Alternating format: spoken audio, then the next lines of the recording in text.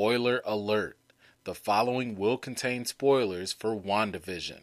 What's up, everybody? It's me, E-Man, from E-Man's Movie Reviews. We are finally here at the very final episode of WandaVision. Look, we got some confirmation that Doctor Strange, Mephisto, Reed Richards, mutants, Pietro don't mean nothing. None of it means anything at all. Fan theories busted. Except for that double vision, though. But none of that actually matters. It's not important. Fan theories and stuff are all for fun anyway. What is important is that we actually got some answers that we've been waiting for, and we actually got some more questions, which is, just true Marvel fashion. So, as you can see, this is going to be a long breakdown because there is so much stuff to talk about, so let's hurry up and get into it. We pick up the episode with Agatha holding Wanda's kids hostage. Wanda fires her magic at Agatha, only to see that it gets absorbed. Wanda's hands begin to blacken as a result. She tosses a car at Agatha and knocks her boots off. Powder Vision flies in and encounters Wanda. Before she knew any better, he lifts her up ready to kill her. However, the Technicolor Vision swoops in to help. The witches head off to battle, and so do the two Visions. Meanwhile, Monica is locked inside of Agatha's home with the fake Pietro. Well, it's all come down to this. I mean, we didn't get the magical, battle royale that I was thinking we were going to get. Instead, we got like a magical tag team with Vision on Vision and Agatha on Wanda. And you know what? I'm good with it. I'm fine with this. As long as we got the laser beams and the magic going, I'm cool with that. As I've been speculating for some time now in past videos, Agatha finally confirms that she is indeed trying to steal Wanda's magic. I thought it was actually kind of interesting that she said she wanted to take the magic away from those that were undeserving. That sounded very familiar and reminiscent to the motivations of Baron Mordo, the next upcoming Doctor Strange villain. We can also see that when Wanda's magic is taken away from her, that it also has a negative effect. Oh, and I really did enjoy that whole Wizard of Oz, Wicked Witch homage with Agatha's boots, too. Now, back at the Sword base, Hayward is monitoring the situation and trying to confirm control over the White Vision. Jimmy Woo is brought in after being detained, and he threatens to expose Hayward's cover-up. Hayward, however, isn't concerned about that and dismisses Woo. Jimmy, on the sly, stole a safety pin to get out of his handcuffs and used the phone to call other federal agents. Now, if you look here, we can see that Sword is tracking both Visions by following their vibranium signatures. Now, in regard to what Jimmy was referring to about Hayward's cover-up, it had to do with the fact that he activated the original Vision.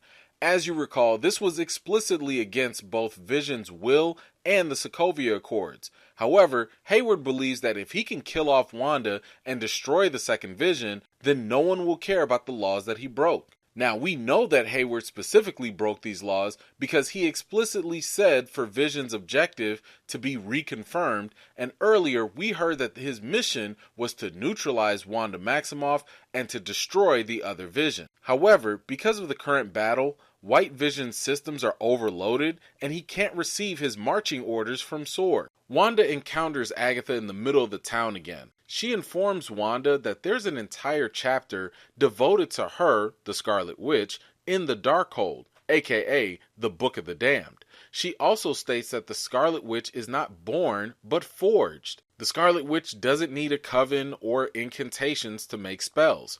Her power also exceeds that of the Sorcerer Supreme. Worst of all, the Scarlet Witch's destiny is to destroy the world. Wanda, of course, does not believe that she's the evil person that Agatha has described. Well, Agatha released the mental control on Dottie, whose real name is Sarah, and Sarah begs Wanda to allow her daughter to be free. Agatha releases the control of the rest of the citizens of Westview, and they all begin to surround Wanda. Well, there is certainly a lot to unravel here, and I think Marvel is going to make it pretty plain and simple with their explanation on things. Agatha has confirmed her previous theory about Wanda before. In the last episode, when she was trying to figure out what was going on with Wanda, she knew that she was born a witch, but something made her more than a normal witch. As Agatha said, if it wasn't for the Mind Stone amplifying Wanda's powers may have died on the vine. Meaning, by being born a witch, whatever powers that Wanda had an affinity for, those powers might have faded away. When Agatha talked about the Scarlet Witch being forged, however, that's where the Mind Stone comes in. The Mind Stone itself is what made her the Scarlet Witch, and we did see the future image of that during Wanda's flashback. Now, another important takeaway here is that the Scarlet Witch is more powerful than the Sorcerer Supreme. Now, we will come back to this point later in this video, but it is something important for you to remember for now. But moving on, we do finally have confirmation that the book that was in Agatha's basement is actually the Darkhold. Now, I know a lot of people were theorizing that it was the Darkhold all this time, but let me make something very clear. No one actually knew this, okay? No one knew it. We speculated that it could be the Darkhold, but it's not until Marvel actually says that it's the Darkhold that it's now officially the Darkhold. And I wanted to make that distinction very clear because I'm seeing more people online blur the lines between predictions and theories and what's actually official. Nothing is official until it's explicitly confirmed. Theories and speculation are just that, and we need to leave them in that box so that we don't end up with egg on our face when Marvel tries to pull a fast one on us. Something else to consider here is that we don't know the specific history with this book for the MCU. In other Marvel TV shows like Agents of S.H.I.E.L.D. and The Runaways, this book had made its rounds, but given this new look and its new owner with Agatha, it might be safe to assume that the MCU is giving it a different backstory. For now, we can probably assume that maybe Agatha has had it ever since 1693, and it could be what had taught her chaos magic and how to steal other people's power. Now, for you fellow comic fans out there, we know that the Darkhold in the comics have had connections to Mephisto and the ancient dark god Chthon or whatever, but for the sake of the MCU, we have no idea if they're going to tie those things in. So that too is going to have to be something we do not rush to quickly say this is what it is or this is where it came from. We're going to have to wait for the MCU to actually tell us what the actual backstory is and if there is like a hidden bigger villain because of this Darkhold in the MCU. Now, one other point I want to bring up with Agatha is the fact that she said that the Scarlet Witch, according to the Darkhold, is destined to destroy the world. Well, that's certainly a possibility. As it stands right now, we just saw what Wanda was capable of doing to just a small town. Now keep in mind, Wanda was able to take control of Westview, and that was while she was unconsciously using her powers, all while trying to play house. If she were to actually learn the full extent of her powers, she could easily become a global threat. Looks like we also got some more stuff confirmed here too, like Dottie is not Mephisto or some yellow witch in hiding. The woman's name is Sarah. Same goes for the delivery man and everyone else in Westview. And that's just another fun reminder to have fun with theories, but don't count on them. Monica finds a utility bill addressed to Ralph Boner, along with a picture of him with his name on it. She quickly deduces that this is actually Ralph's home and Agatha is controlling him. Monica uses her new ability to see the magically infused necklace that was controlling Ralph. She rips it off and he comes back to normal. Well, I don't know what else people will need. This is Marvel yet again trying to let people know just how fake this Pietro is. Agatha confirmed that he was a puppet she was controlling. Then the show goes this extra mile to show you that he's just some guy named Ralph. I mean, they're out here showing this man's utility bill. Like, the last time I had to do that was maybe for verifying a state ID or something. Anyway, we could chalk this up as just another Marvel troll job. No different than how they kind of faked us out with the Mandarin in Iron Man 3, or how they faked us out with Hulk appearing in Infinity War. This is not the real Pietro, and whoever is holding on to that, please let it go. One other good explanation is that Ralph is the MCU version of the X-Men universe's Pietro. Meaning that there's hope that one day the X-Men universe's version can still cross over, but for the time being, this man's name is Ralph Boner. Look, his mama called him Ralph, so we gonna call him Ralph too. Now, as for those of you that were asking like, well, how did Ralph have super speed and stuff? Let's not overcomplicate this. I think this show is kind of showing us that they go with the simplest route. It's just magic. That's all. Let's not pretend that that's a stretch of the imagination, as if we're not inside of a magical hex that speeds up time and creates people out of nothing. Magic brings all types of possibilities into the equation, so if a witch gave a possessed person super speed, I think we can just roll with that. Now, another question people have been bringing up is Ralph Bohner actually Jimmy Woo's missing witness that, he came in initially looking for? Well, I think until it's confirmed otherwise, I think it's actually unlikely that he is. I'm assuming that Jimmy Woo would have had a picture of his informant or witness and know what that person actually looks like. In episode 6, Jimmy saw Pietro on the TV and didn't recognize him other as Wanda's brother at the time. So I'm guessing that Ralph isn't the missing witness. Not to mention, if you're in hiding, why would you have a whole headshot just laying around? Looks more like Ralph might be an actual actor or something. So I'm thinking that it might be Sonny Birch, possibly, who could be Jimmy's witness, but I'm sure they'll explore that a little bit later in another appearance by Jimmy Woo, probably in the third Ant-Man movie. By the way, and I'm gonna need Disney to check in on this. Agatha, what's your old self doing with this mind-controlled 30-year-old man in his house? Ma'am, you are over 300 years old. What kind of Jada Pinkett Smith magical entanglement is going on here? As the Vision versus Vision battle ensues, the Jeepers Creepers twins notice that Wanda's in trouble, so they head into town. Meanwhile, Wanda is still being confronted by the people of Westview. With their pleas overtaking her, Wanda went full Wayne Brady and started choking people all around her. She quickly releases them. They beg her to let them go or just to allow them to die. Agatha coaxes her into using her magic to release the people. Wanda uses her magic to open up the hex to allow the townspeople to escape. The two visions continue to fight on, but with the hex now being lifted, the hex vision is weakened and falls to the ground. Sword begins to enter into the town with this new opening. As Vision begins to break apart, so do Wanda's kids. Wanda then makes the decision to close the hex back up. This, of course, restores Wanda's family back together. The more Wanda uses her powers, the more Agatha siphons off her power. This, unfortunately, leaves Wanda with some ashy Walking Dead hands. Okay, so now let's really unpack things here, because I think we're really going to get to like the meat and potatoes of what's going on with the townspeople of Westview. With the mind control released, they revealed the truth to Wanda about their torment that would range from feeling her grief to having nightmares and feeling her pain. I mean, they told her, if you're not going to let us go, just let us die. I mean, that is pretty heavy. These people were legit being tortured in unimaginable ways. Imagine your free will being taken from you and you can't control your body and you're aware of what's going on, and then on top of that, you have to feel someone else's pain and grief if and when they even allow you to go to sleep. Then when you finally have a chance to speak up against that torment, they choke the mess out of you as a reflex. I mean, my goodness, the people of Westview are going to be emotionally and mentally scarred for a long time. And this really begs the question here, is Wanda really a villain? I think the short answer to that question is yes. Yes, she is. But it depends on who you ask. Most times, villains don't believe that they're doing anything wrong. They think that their actions are justified, and sometimes they even think that they're the hero.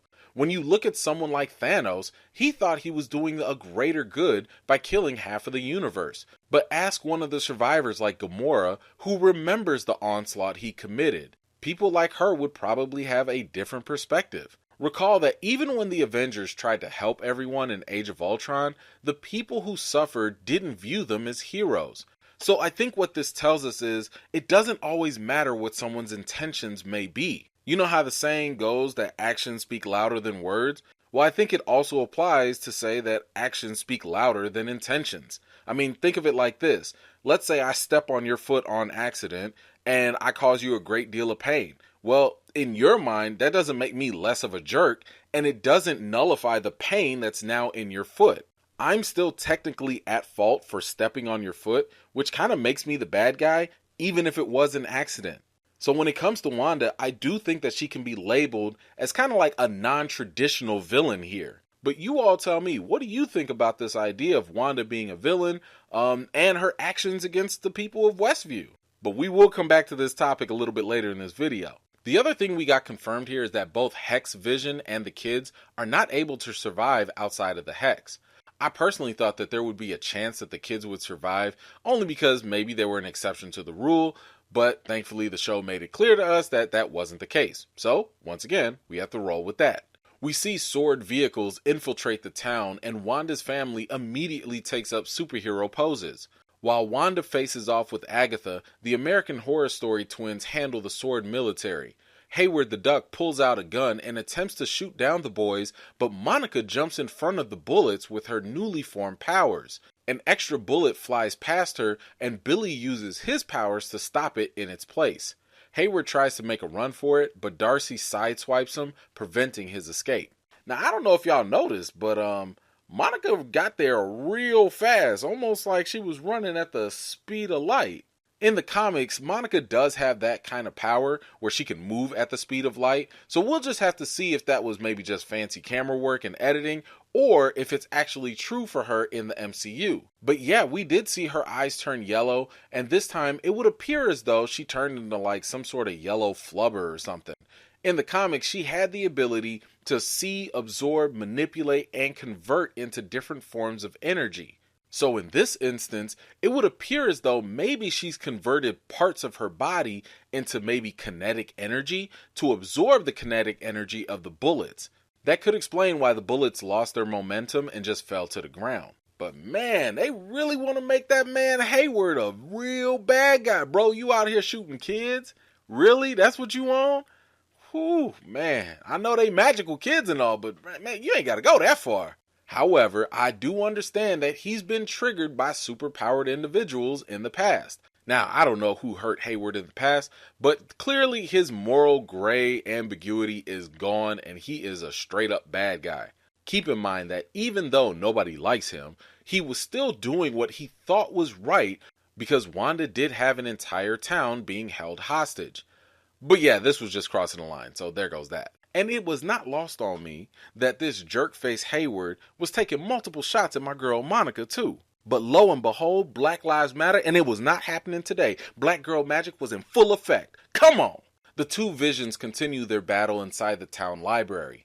As they lock up, Hex Vision explains that he is not the real Vision, but merely a conditional Vision. White Vision wants an explanation, and Hex Vision uses the philosophical example of the Theseus thought experiment.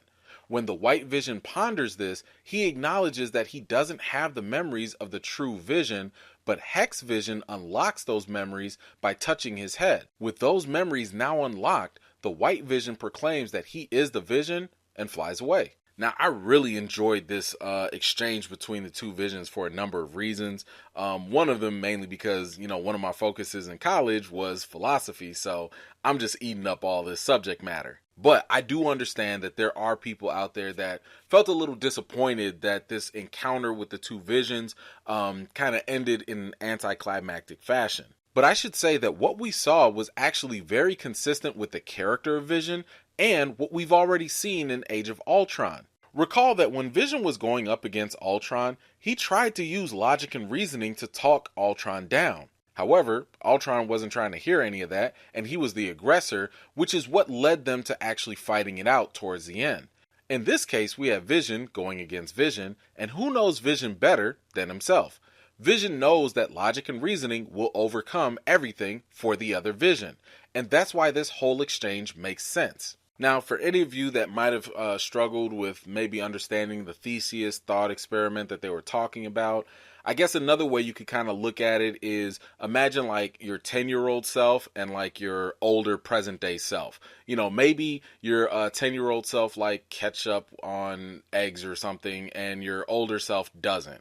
Well, we know that as we grow older, our cells change, our bodies change, on a molecular level, we're not exactly the same. But the philosophical question here is, are you still the same person? And the answer is yes. Your 10-year-old self is still you, just like your present day self is still you. And this is the case with both Visions. Just because one doesn't have the memories, but still has the original body and everything, that's still Vision. And this Hex Vision, who pretty much is just like a creation of Wanda, he's still Vision to a different extent, even though he does say that he's a conditional being, and what that really refers to is just the fact that he's only a being within the hex, so, that's the condition. Now, when Vision touched White Vision's forehead, it's hard to say what exactly he did to him. I think the simplest thing is that he unlocked his programming that was blocking access to his previous memories. So the same way that Hex Vision was unlocking people's mind control, he also did the same for White Vision. Given, how Marvel likes to use color coding and everything, the yellow streak could mean that it was the Mind Stone powers at work here. So can we say that White Vision, the original Vision, is back to normal? I don't really think we can yet. The fact that he's still all white may be an indication that he's still void of his sentimental side. He does declare that he is Vision, and it would appear as though he's got his memories back given, the visual flashbacks that we saw. But that might be it. He still doesn't have the Mind Stone, but if I had to guess, I think that there are enough remnants of his past memories to remember at least who he is. However, as we all saw, he just immediately left. So where did he go? My guess is that he's on a soul-searching mission, perhaps. It appeared as though his memories only go back to the events of Infinity War, and that was pretty much his death. So maybe he's going to go do some catching up on the last 5 years. I'm thinking it'll be kind of interesting to see what happens when he learns that Tony Stark passed away. Now, even though he's got his memories back, I think that he's going to go back to the way he was when we first saw him in Age of Ultron. So he's not going to know how to be more human. He might not know how to, have the emotions. These are things that he might have to relearn. And more than likely, we're going to see him be void of emotions, be more robotic, be more logical, probably less, empathetic. And again, this will just kind of be like, actually, it'll be no different than how Marvel has made Loki go back to the version he was, or Gamora back to the way she used to be. So this might be a way for us to kind of revisit that version of Vision that is void of his humanity and see him maybe rediscover it or not at all. Now, as far as when are we going to see him again, I'm not entirely sure. White Vision did play a role in the West Coast Avengers comics, which featured a much younger Avengers team. So maybe he'll take part in the future when they eventually do other Avengers movies. Otherwise, I think the next best bet might be for him to show up in Armored Wars, which features Rhodey. Now, if you have any other ideas of when we're going to see White Vision again, please let me know in the comments down below. Wanda appears behind Agatha to give her the red wiggly woos straight to the head. Agatha is placed back in Salem at the stake. She begins to beg for mercy, but yet it's another ruse. The dead witches rise up and become extremely rude by pointing at Wanda. They declare that she is not only a witch, but the Scarlet Witch. The roles are reversed, and now Wanda is at the stake. Agatha asks Wanda for her power, and in exchange, she'll allow Wanda to live in Westview in a painless reality. Wanda releases a powerful surge of energy to break herself free. She shoots magic all around where some land on Agatha and some miss by a large margin. As Wanda begins to dry up like a California raisin, Agatha absorbs much of Wanda's magic. As Agatha tries to deliver the final magic blow, she realizes that her powers no longer work. Wanda, on the other hand, has gone from ashy to classy, and power has now been restored within her. Turns out that all this time she's been creating the same magical runes to seal away any other magic outside of her own. She then draws all the magic out of Agatha and transforms into the Scarlet Witch with a new outfit and headdress. She confines Agatha to becoming a resident of Westview and to continue playing the role of the nosy neighbor under the same mind control as she used on the other residents. Man, look, for you Naruto fans out there, she used some straight up genjutsu on Agatha. I thought this was pretty cool because it was a similar trick we've seen Wanda pull in Age of Ultron, where she used to play with people's minds. Once again, Marvel is making it painfully clear that Wanda is a witch. Let's not go around making all these, expectations and putting all these things out there like it's a fact that she's a mutant or whatever. We don't know that. She's a witch. She's not a mutant. She is a witch. until further notice. Matter of fact, she's the head witch in charge right now. She is the Scarlet Witch. But Marvel could be laying the groundwork for the future. I know you see it, so we just have to wait and see. That's all I'm saying. As I mentioned before, Agatha is kind of like the gateway of information for us, the audience. She says that Wanda's issue isn't power, but knowledge, meaning that Wanda could have all the power in the world, but if she doesn't know how to use it or how it functions, then it's pointless. Of course, in classic villain fashion, the usual downfall is when the villain talks too much, and obviously Wanda has learned a lot from Agatha because she talks too much, and turned her own tricks against her in a very clever way of using the runes against her. The other thing to take notice here is that I think Wanda actually showed Agatha more mercy than some people might have realized. She absorbed her magic back from Agatha, but if you noticed, Agatha didn't shrivel up and die like those other witches in the Coven. So I think Wanda found an interesting way to take away magic from people, but allow them to still live. But can we talk about this punishment though? Wanda just made Agatha her new kid. She was like, you are now my daughter. I mean, I know that this witch-on-witch violence has got to stop, but dang, Wanda, did you really have to go put Agatha in a magical timeout until further notice? Anyway, this is just a convenient way for the MCU to put Agatha on hold for a while until Wanda needs her services, as like a teacher or a mentor in the future. My guess is that we'll see Agatha return maybe in Doctor Strange 2 or possibly in the second season of WandaVision. Wanda and her family go back home as the Hex continues to shrink, converting things back to normal. Meanwhile, Wanda and Vision tuck their kids in bed for the last time. She thanks them for choosing her to be their mom. Wanda and Vision come together to say their final goodbyes. You know what? I'm actually kind of interested in what you all think about that line that Wanda said, where she thanked the boys for choosing her to be their mom. I'm just kind of at a loss, thinking about it because I don't want to over speculate it, but I just kind of wonder did the kids have their own autonomy or something and maybe they made the choice to will themselves into existence? We have seen them actually decide to grow themselves up, but then again, I don't want to get too deep with that and, go down that rabbit hole. So if you have any other thoughts on why they said that, please let me know. But man, look, this final moment between Wanda and Vision, I mean, we knew that this was coming. We knew that eventually they were going to have to say some real emotional goodbyes and stuff. But it's still one of those moments, I know it's coming, but it still hits you and affects you. It definitely still kind of affected me. I mean, I just know that I really appreciated it because I felt like this was that extra emotional moment that kind of elevates comic book genre, TV, and movies to a slightly higher level. Yeah, we have magical powers and all this crazy stuff going on, but in the middle of it all, there's some real heart.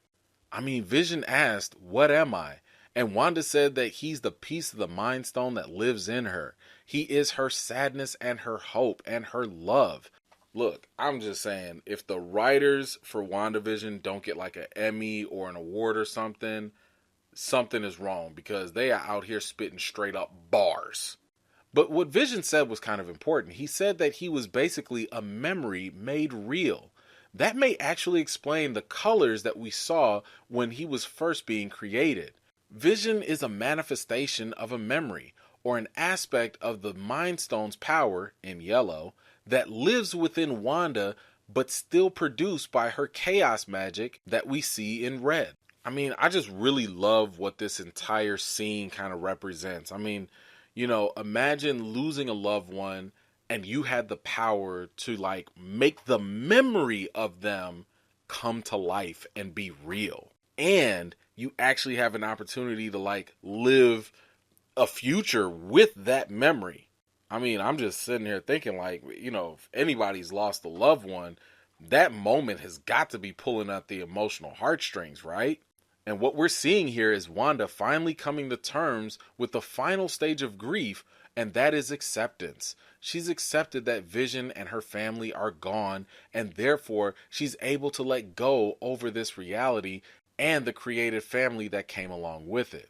As the hex is gone, Wanda is left standing in the lot where the house used to be. She takes her walk of shame through the town as the residents of Westview give her the evilest of eyes. Wanda vows to learn more about her power and escapes the crime scene, becoming a fugitive on the run. Well, the people of Westview, they definitely view Wanda as the villain here. Now, Monica did say that they'll never know what you sacrifice for them. But I do have like a slightly profound response to that. So? I highly doubt that these people that were mentally, physically, and emotionally tortured for days give two craps about whatever Wanda gave up. I mean, yeah, we the audience, we know what she went through because we had the convenience of seeing it in 9 episodes and previous movies. But as I said before, it's all a matter of perspective. If you were one of the townspeople and you were suffering like that, will the excuse of, I was grieving my loved ones, sorry about the mental torture thing, really fly for you? All I'm saying is that empathy, sympathy, and understanding has to go both ways. It can't just go to the heroes that we know and love. The victims matter here too, and that's why I really love what this show did. It didn't make all the stakes here black and white. It could have gone the easy route and just magically mind wipe everyone and we all go back to living in happy Pleasantville.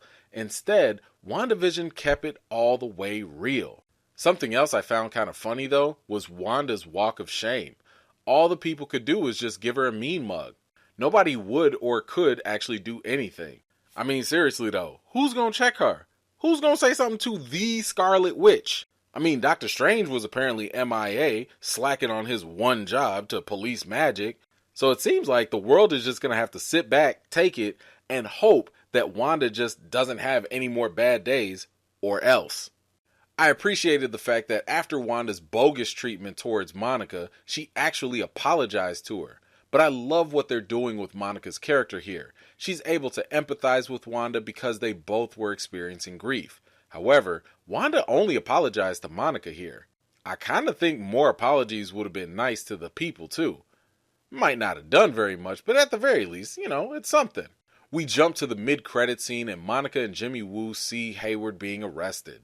An agent takes Monica into the theater and she reveals herself to be a Skrull. She says that an old friend heard that Monica had been grounded and would like to have a little talk with her. Well, if you've been following along with these breakdowns, or if you recall from Captain Marvel, the movie, then you know that Monica has a friendly relationship with the Skrulls ever since she was a little girl. Now, the man that the Skrull was talking about was more than likely Nick Fury, and as we saw in the post-credit scene of Spider-Man Far From Home, Nick Fury has been up in space working with other Skrulls. Well, this could mean a whole number of things, and of course Marvel's just sitting here opening up these can of worms and all these questions that need to be answered sometime later on. I mean, does S.W.O.R.D. have like an Earth base and maybe a space base? Is the Earth base a fake front and maybe the real operations are going on, up in space? Did Fury maybe co-sign on, maybe taking out Wanda? The other question is, how long has all this stuff been going on? Did Fury start up S.W.O.R.D. back in the 90s? Was this like a co-partnership with, Fury being in space from time to time and Maria Rambeau, maybe she was working the base in Earth? I don't know. I mean, the one thing we do know is that Nick Fury is going to have the Secret Invasion Disney Plus show. That's more than likely going to be dealing with more Skrulls and stuff. So we will possibly get some answers in that show. Then again, Monica Rambeau is also going to be in Captain Marvel 2. So we might get some answers about what the Skrulls and stuff have been doing all this time as well. All I know is I'm here for more Monica. We jump to the final credit scene with the log cabin with Wanda sitting on the porch drinking her tea. As she walks into the kitchen, in the back room, the Scarlet Witch is levitating and reading the Darkhold book with symbols floating all around her. As the pages turn, she can hear the voices of the Pet Sematary twins crying for their mom to help them. Well, this was a doozy of a final post-credit scene, so let's first talk about the double Wandas. Now, I believe what we just saw was Wanda's real body moving around, minding her own business, sipping on some tea.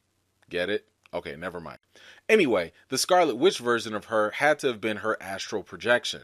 If you recall from Doctor Strange, we have seen Doctor Strange use a very similar technique where he would be resting in bed, but his astral form would be reading. However, this time we see that Wanda is able to do this while her real body is up and active.